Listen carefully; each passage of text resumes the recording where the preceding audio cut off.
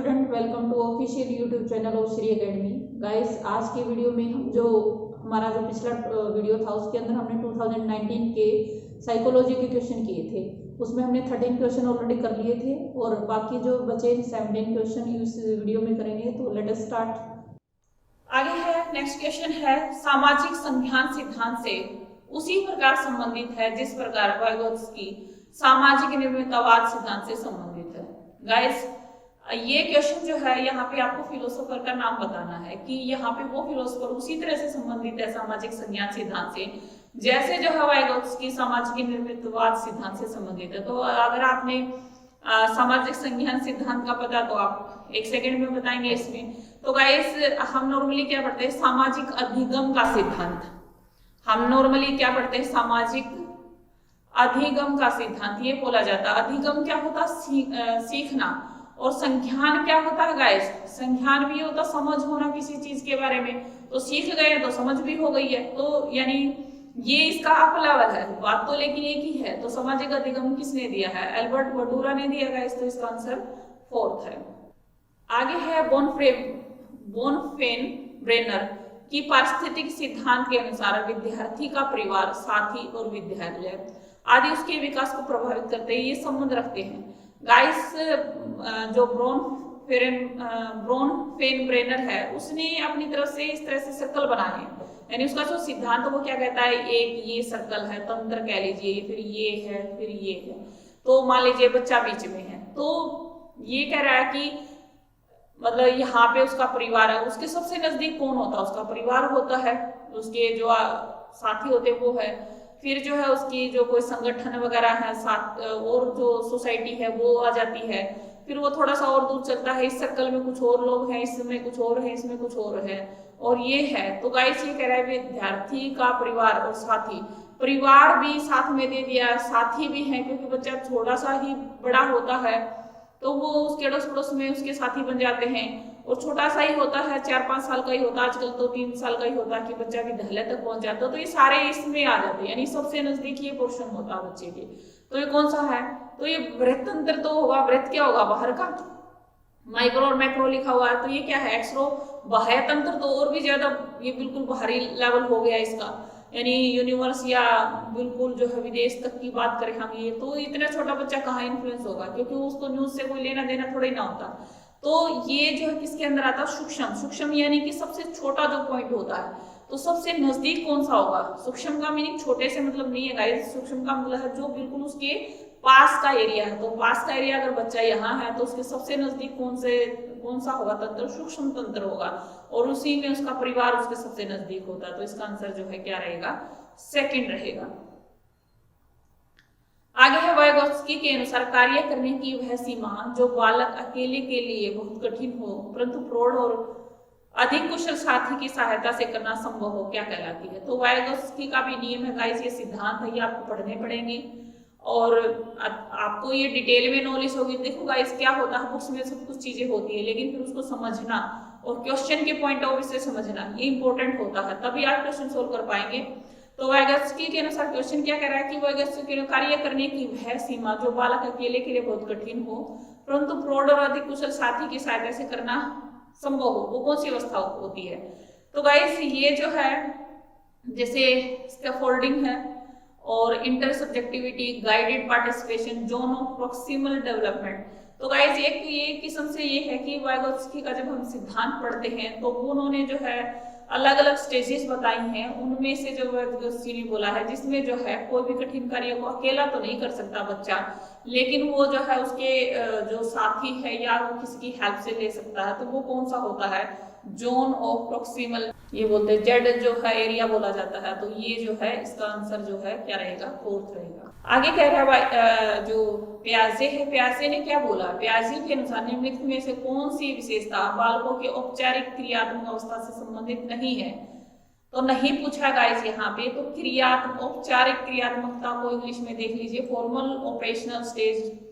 Guys, जैसे मैंने पहले भी बोला, जब तक आपको इंग्लिश के साथ में नॉलेज नहीं होगी चाइल्ड साइकोलॉजी के अंदर, तब तक आप क्वेश्चन को अच्छे से हैंडल नहीं कर पाएंगे, क्योंकि इंग्लिश में जो है सिंपल वर्ड होते हैं तो हम आसानी से उसको समझ सकते हैं, लेकिन जो हिंदी में होते हैं कई बार इतने इतनी एक्यूरेट हिंदी होती है ये, तो हम अच्छे से उसको समझ ही नहीं पाते। तो ये क्या कह रहा है, फॉर्मल ऑपरेशनल स्टेज।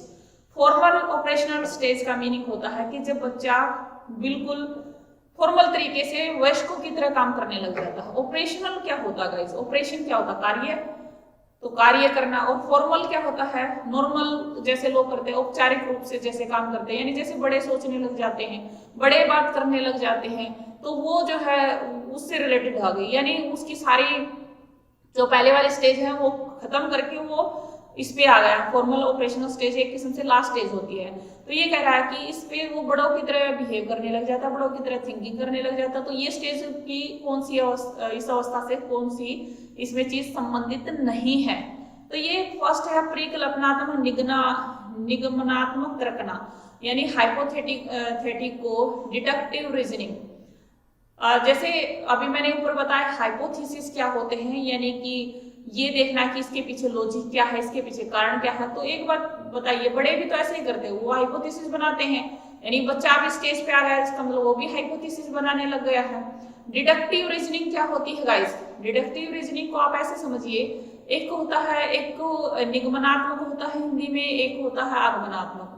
मैं इसको आपको इंग्लिश में बताऊंगी तो आपको याद रह जाएगा, कई बार इसमें से भी क्वेश्चन पूछा जाता। तो डिडक्टिव को आप डीजीपी से याद रख लीजिए।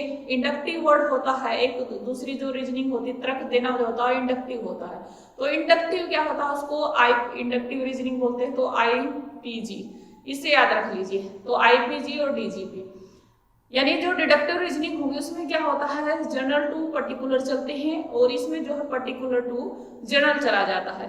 तो यहाँ पे क्या होता है, उसके सामने जनरल एग्जाम्पल होते हैं, उनसे वो एक पर्टिकुलर थ्योरी को जन्म देता है।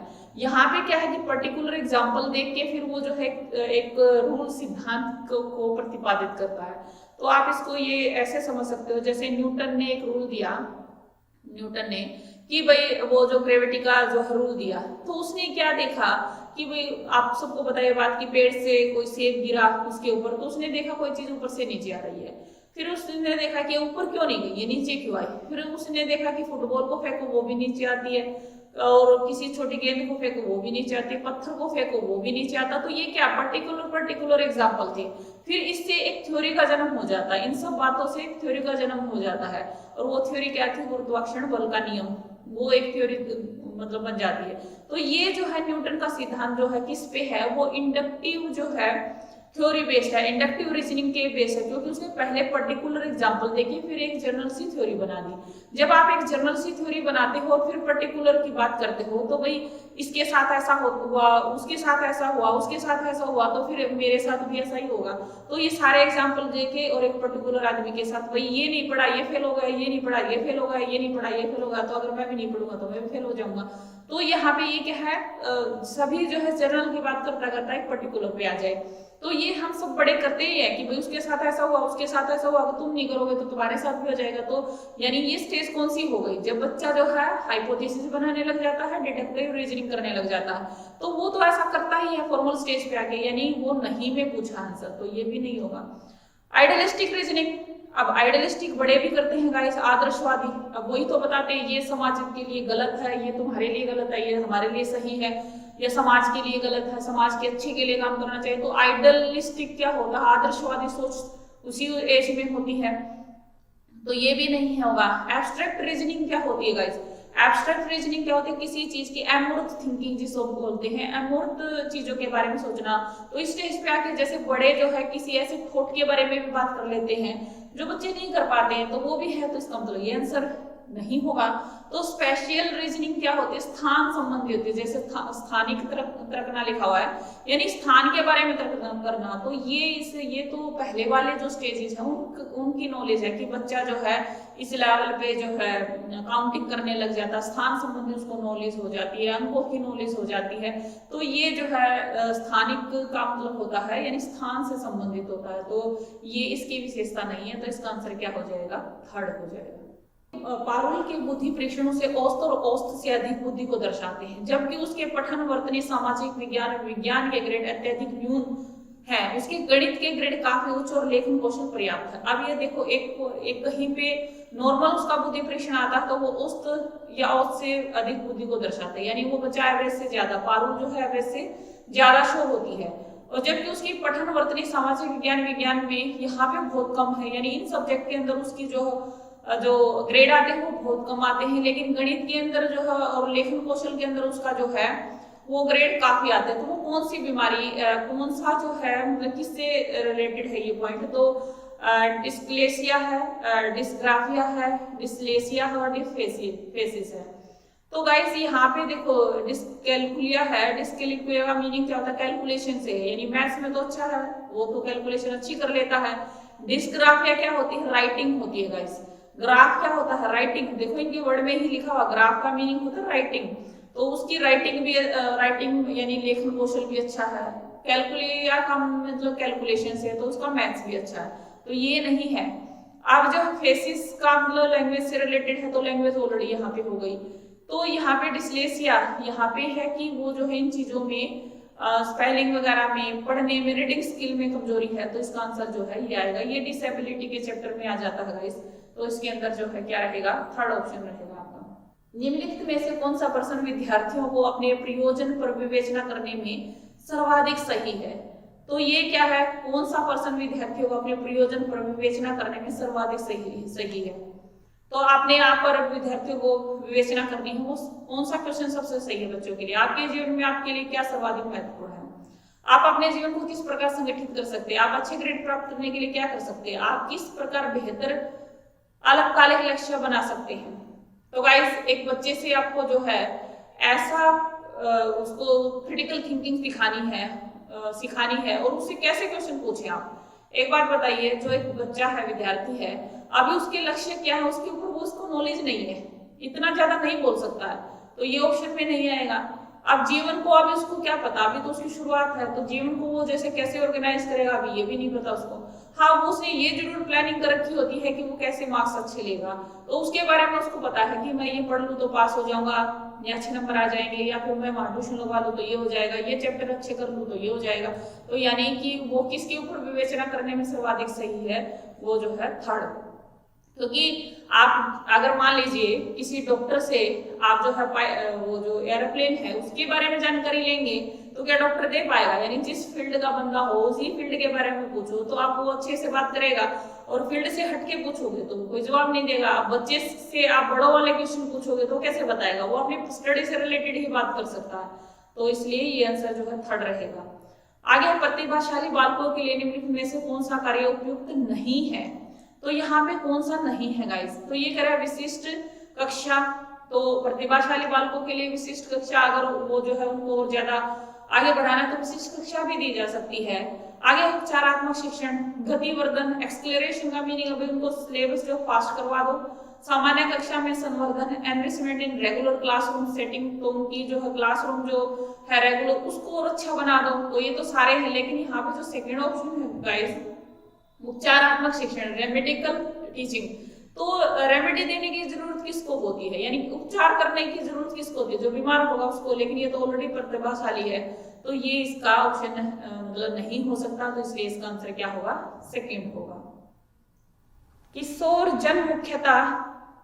जन्मख्यता बालिकाएं कठोर आहार आदतों अत्यधिक अभ्यास कार्यों को करने लगती हैं, किशोरों का यह आहार संबंधी विकार कहलाता। गाइस ये है कि जो लड़कियां होती हैं, स्पेशली लड़कियों की बात कर रहा है यहाँ पे, वो डाइटिंग करनी शुरू कर देती है। आपने देखा होगा लड़कियां जो है कि मैं मोटी हो जाऊंगी, मैं सुंदर नहीं लगूंगी, तो वो डाइटिंग करने लग जाती हैं। तो वो डाइटिंग करने लग जाती हैं तो डेफिनेटली वो विकार है, क्योंकि उनकी जो हेल्थ है एकदम डाउन जाती है फिर, तो वो उसको क्या बोलते हैं, तो ये एक फैक्ट है, फैक्चुअल क्वेश्चन है कि भाई आपको ये पता है तो आप आंसर दे पाएंगे, नहीं दे। ज्यादा खाने की भी जो है, जैसे मोटापा चढ़ता है तो वो भी जो है ओबेसिटी जिसको बोलते हैं, वो भी एक विकार है, कम खाना भी एक विकार है, तो एनोरेक्सिया जो है इसका आंसर रहेगा, तो ये है इसका आंसर, फर्स्ट ऑप्शन। आगे है निम्नलिखित में से कौन सा कथन समावेशी शब्द को सर्वाधिक उपयुक्त रूप से परिभाषित करता। समावेशी ये होता गाइस, इसमें जो है सभी तरह के बच्चे इकट्ठे पढ़ते हैं उसको बोलते हैं। तो विशेष आवश्यकता वाले बालकों को विशिष्ट विद्यालय में शिक्षा देना, तो यह अलग करना नहीं है, तो ये ऑप्शन नहीं है। विशेष आवश्यकता वाले बालकों को विद्यालय में विशिष्ट कक्षा में शिक्षा देना, और आप ये कह रहा है विशेष आवश्यकता वाले बालकों को सामान्य कक्षा में अधिकतम समय शिक्षा देना, विशेष आवश्यकता वाले बालकों को सामान्य कक्षा में पूरे समय शिक्षा देना। तो यहाँ पे कह रहा है विशेष आवश्यकता वाले बालकों को विद्यालय में विशिष्ट कक्षा में शिक्षा देना। तो विशेष आवश्यकता वाले बालकों को विद्यालय में विशिष्ट कक्षा में, विशिष्ट में वो साथ नहीं चल पाएंगे तो उनके लिए स्पेशल क्लास करनी है, तो इससे अच्छा स्पेशल जो स्कूल ही कर दो, तो ये ऑप्शन नहीं है। और यहाँ पे क्या करेगा, अधिकतम समय देना, तो ये भी पॉसिबल नहीं है कि अधिकतम समय दें, क्योंकि सब बच्चों के साथ चलाना पड़ेगा उनको। तो ये कह रहा है कि विशेष आवश्यकता वाले बालकों को सामान्य कक्षा में पूरे समय शिक्षा देना, ये आंसर रहेगा। समावेशी का मतलब होता है जिसमें हर तरह का बच्चा साथ होता है, एक ही क्लास में होता है, उसको बोलते हैं। संवेगों की प्रकृति के बारे में निम्नलिखित में से कौन सा कथन सही है, तो इसमें से पूछा संवेगों की अभिव्यक्ति अधिगम द्वारा परिवर्तित हो जाती है। संवेग जीव की स्थायी अवस्था है। संवेग आंतरिक उद्दीपनों द्वारा जागृत होते हैं। संवेगों की निश्चित अभिव्यक्ति भिन्न भिन्न अर्थ लिए होती है। तो ये कह रहा है कौन सा सही है, इसमें से जो है संवेगों की प्रकृति के बारे में कौन सा सही है। तो संवेग जीव की स्थायी अवस्था नहीं गाइस। संवेग जो इमोशंस हैं वो कभी बहुत ज्यादा होते हैं, कभी कम हो जाते हैं, कभी बिल्कुल डाउन होते हैं हमारे इमोशंस, तो वो अस्थायी भाव अवस्था होती है। हमेशा हम उतने ही हाइपर नहीं रहते, हमेशा उतने ही हम डल भी नहीं रहते, तो ये ऑप्शन नहीं है। संवेग आंतरिक उद्दीपनों द्वारा जागृत होते हैं। संवेग तो बाहरी जो कारणों से भी जागृत हो जाते हैं। आप कोई मूवी देख रहे हो, देशभक्ति की मूवी देख रहे होगे, तो आपके मन में जो है देशभक्ति की फीलिंग आ जाएगी। अगर आप कोई और मूवी देख रहे हो तो वैसी फीलिंग आ जाएगी, तो ये भी नहीं है इसका। संवेगों की निश्चित अभाव व्यक्ति भिन्न भिन्न अर्थ लिए होती है। तो जब अगर आप गुस्सा दिखाएंगे तो उस सामने वाले को प्यार कैसे नजर आएगा, तो गुस्सा ही होगा। तो निश्चित भाव अभिव्यक्ति दी है तो निश्चित ही अर्थ निकलेगा उसका, तो भिन्न भिन्न अर्थ नहीं निकलेगा। तो इसका यह है कि संवेगों की अभिव्यक्ति अधिगम द्वारा परिवर्तित हो जाती है। यानी कि संवेग जब हम सीख लेते हैं तो अधिगम जब कर लेते हैं तो वो परिवर्तित किए जा सकते हैं, यानी अधिगमों द्वारा परिवर्तित। Emotional expressions are modified by learning, यानी हम ये सीख लेते हैं लर्निंग करके कि भाई इसके सामने हमें गुस्सा करना है, इसके सामने हमें उसी सिचुएशन में गुस्से को दबा लेना है। जैसे आप ये देखिए कि एक आदमी जो है, कोई भी एम्प्लॉई है, वो अपने जो बॉस है या उसका सीनियर है उसके सामने उसको गुस्सा नहीं आता, लेकिन अपनी पत्नी के सामने उसको गुस्सा आएगा, क्योंकि उसको पता है ये मेरा कुछ बिगाड़ नहीं सकती, वो मुझे रखेगा नहीं। तो वो अपनी इमोशंस पे यानी गुस्से पे वहां कंट्रोल कर लेगा, वहां वो जो है भड़केगा। तो ये जो है अधिगम द्वारा उसने सीख लिया है। या फिर हमें लगेगा कि आदमी हमारे काम का है तो हमें इसकी जी हजूरी करनी पड़ेगी, ऐसे प्यार से बोलना पड़ेगा। फिर हमें लगता है कि अब ये आदमी काम का नहीं है तो हम उससे ठीक से बात नहीं करते या उसके सामने वो पोलाइटनेस नहीं दिखाते। तो ये ह्यूमन नेचर संवेगी तो है गाइस, और क्या है। तो इसका जो आंसर है क्या है, वो फर्स्ट है। जब विद्यार्थी अधिगम विषय वस्तु का अर्थ निकाल कर उसे समझने के अधिगम उपागम का उपयोग करते हैं, तो ये अधिगम शैली में से कौन सी है। तो ये कह रहा है, देखो गाइस, ये कह रहा है कि जब जो है इसको इंग्लिश में पढ़ो, क्योंकि उपागम का मीनिंग क्लियर हो जाएगा। वैसे अप्रोच होता है, लेकिन आप इसको इंग्लिश में पढ़ेंगे तो बेटर तरीके से आप इसको समझ पाएंगे। Which of the following type of learning style is used when students approach the learning material in A way that helps them understand the meaning of materials. तो ये कह रहा है कि जब विद्यार्थी अधिगम करता है तो किसी चीज का जो है अर्थ निकाले, उसे समझने के लिए अर्थ निकाल कर उसे, जब किसी चीज का अर्थ निकाल लेते हो ना, यानी इसका मतलब आपने उसको गहराई से समझ लिया, अर्थ समझ लिया, तो वो जो है उपागम का उपयोग करते हैं। यानी अगर ऐसी अप्रोच आपने अपनाई है तो वो अधिगम शैली कौन सी है। तो व्यवहारिक शैली है, आवेगी शैली है, सतही शैली है, गहन शैली है। तो व्यवहारिक ये होता है कि कुछ चीजें हम प्रैक्टिकल करके देख लेते हैं, तो यहाँ पे प्रैक्टिकल नहीं है। ये कह रहा है किसी चीज का अर्थ समझ लेना। जैसे आप जो है गीता को पढ़ो तो बहुत सारे लोगों को गीता समझ में ही नहीं आएगी, क्योंकि वो उसके जो शब्दों का अर्थ नहीं निकाल सकते। वो प्रैक्टिकली वो कोई उस टाइम पे आप किसी पे अप्लाई नहीं कर रहे हो, लेकिन इसका मतलब वो क्या है, वो गहन शैली है। गहन शैली से आप उसको पढ़ रहे हो तो आपको चीजें समझ में आएंगी। आगे है इस प्रकार बोलना अथवा लिखना जो दूसरों पर प्रभाव छोड़ दे, क्या कहलाता है। ये कह रहा भाषा का व्याकरण यानी ग्रामर ऑफ लैंग्वेज, भाषा का ध्वनिग्राम फोनिम। फोनिम क्या होता है गाइस, फोनिम क्या होता है, फोनिम का मतलब होता है जैसे ध्वनि विज्ञान जिसको बोला जाता है, यानी आपको जो है फोनेटिक्स की नॉलेज हो कि ये वर्ड कैसे बोला जाएगा, यानी ध्वनि की नॉलेज होना। तो यहाँ पे प्रभाव छोड़ना तो इसके अंदर नहीं है। और मॉर्फेम का मीनिंग होता है कि जैसे आप जो है शब्द की नॉलेज रखना कि यहाँ पे मुझे एक्यूरेट शब्द ये बोलना चाहिए, ये नहीं बोलना चाहिए। तो ये जो है मतलब कि उसमें सजावट करना, यानी उसका जो है उसको एनरिच कर देना, लैंग्वेज को एनरिच करना है किस्म से ये, तो ये भी नहीं है। आप ये कह रहे हो, ये उसका एक ये उसका ग्रामेटिकली पॉइंट ऑफ व्यू है कि आप कितनी अच्छी ग्रामर यूज करते हो, फिर यहाँ पे उसके जो है फोनीम्स की बात हो रही है, यानी उसकी ध्वनि विज्ञान की बात हो रही है। यहाँ पे उसके मॉर्फीम्स यानी कि उसका जो है उसका शब्द भंडार कह लीजिए वो है। लेकिन अगर आप जो है भाषा का व्यवहारिक रूप ही नहीं जानते तो फिर जो है वो आप दूसरों पे प्रभाव नहीं छोड़ सकते। मान इसको आप सिंपल एग्जांपल से समझिए, अगर कोई नेता जो है कोई जो है अनपढ़ आदमियों के बीच में वोट मांगने गया है, और अगर वो जो उसको पता है कि मुझे अब यहाँ पे कौन सी भाषा बोलनी चाहिए, उसको शुद्ध व्याकरण वाली, अच्छे ध्वनि वाली, यानी उसका उच्चारण अच्छा हो या फिर उसके वर्ड एक्यूरेट हो, वो ऐसी भाषा नहीं चाहिए। उनकी लोकल भाषा में अगर वो बात करेगा तो ज्यादा इफेक्ट पड़ेगा। तो भाषा का व्यवहारिक रूप क्या होता है कि भी जैसे लोग हैं वैसी भाषा बोलो, तो वो जब तक ज्यादा जो है प्रभाव छूटेगा उस किसी के ऊपर। तो इसका जो आंसर क्या रहेगा, थर्ड रहेगा। अधिगम की व्यवस्था जिसमें एक से अधिक साथी एक दूसरे को प्रेरित करते हैं, प्रेरित और प्रोत्साहित करते हो क्या कहलाती है?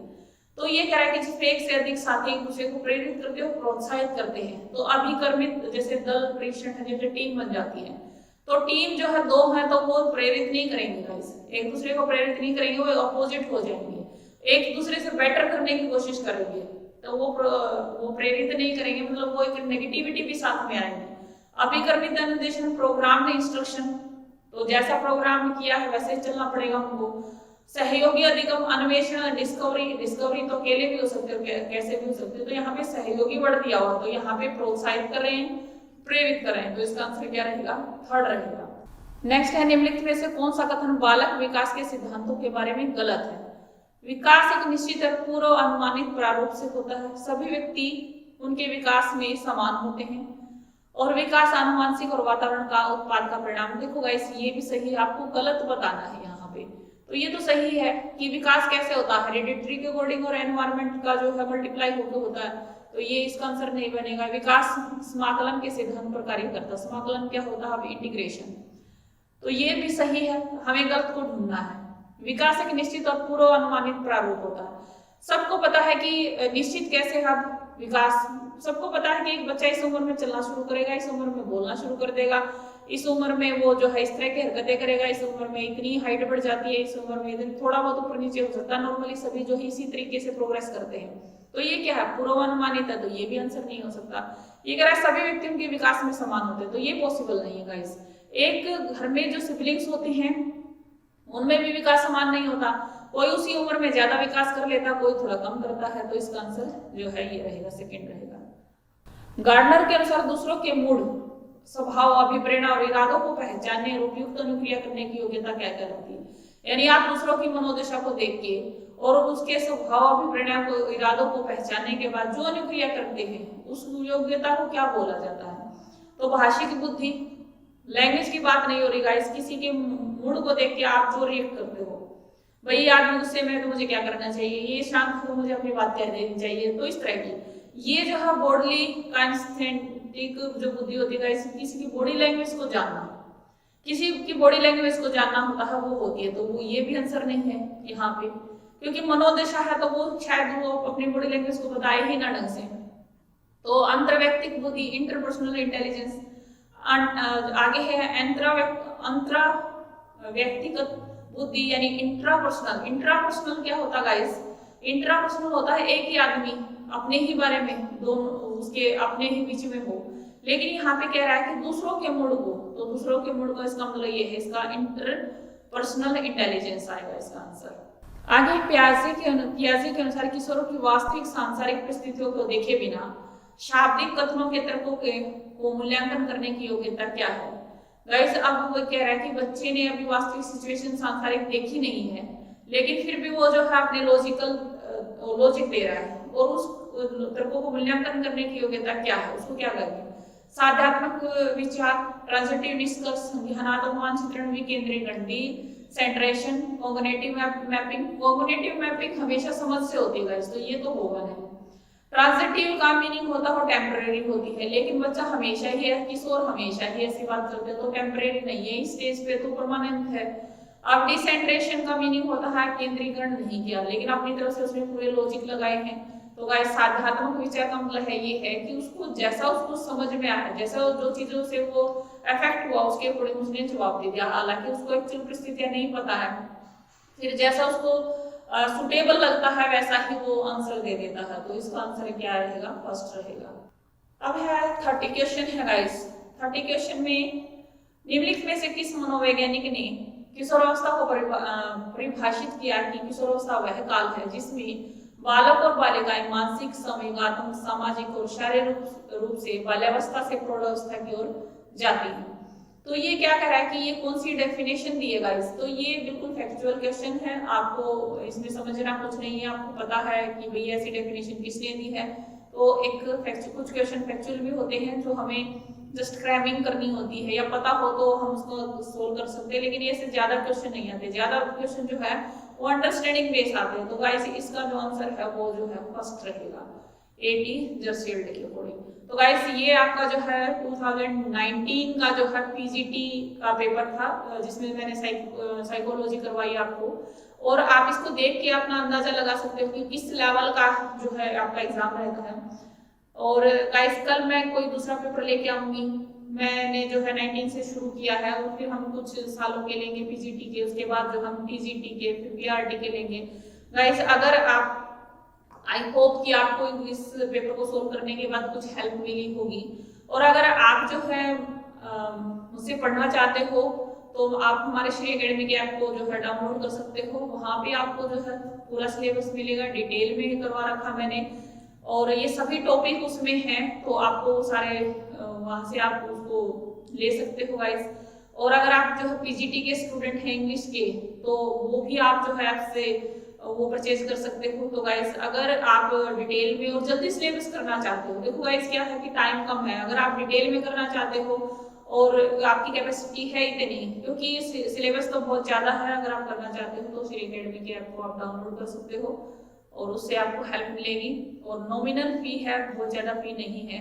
क्योंकि गाइस मैं ये इसलिए बोल रही हूँ क्योंकि ये पीजीटी का पेपर, स्टेट का पेपर होते हैं, जो पीजीटी स्क्रीनिंग की जो वैकेंसी निकली हुई है आप उसमें इंक्लूड हो सकते हो, और टीसीटी की भी निकली हुई है। तो आपको ये दोबारा रीएड करेंगे उस वैकेंसी को, तो आप उसमें इंक्लूड हो सकते हो। अगर स्टेट ही क्लियर नहीं होगा तो आप फिर कैसे रीएड हो सकते हो? तो आपको जो बेटर लगे आप कीजिए। बाकी मैं जो प्रिपरेशन करवा रही हूँ वो चल ही रही है। तो आई होप कि आपको अच्छा लगा होगा। अगर आपको उस गाइड अच्छा लगा हो तो आप इस वीडियो को लाइक कीजिए, शेयर कीजिए। थैंक यू स्टूडेंट, मिलते हैं फिर किसी दूसरे वीडियो के दूसरे टॉपिक के साथ। तब तक के लिए thank you and keep watching.